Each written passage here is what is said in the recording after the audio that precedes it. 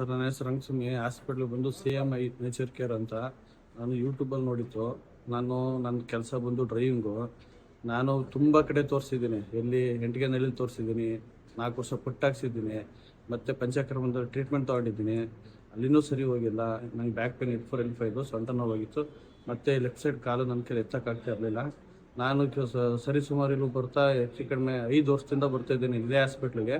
ನೀವು ಗಾಡಿನ ಓಡಿಸೋಕ್ಕಾಯ್ತಿತ್ತಿಲ್ಲ. ಇವಾಗ ಆರಾಮಾಗಿ ಗಾಡಿ ಓಡಿಸ್ತಿದ್ದೀನಿ, ಆರಾಮಾಗಿ ಕೆಲಸ ಮಾಡ್ತಿದ್ದೀನಿ.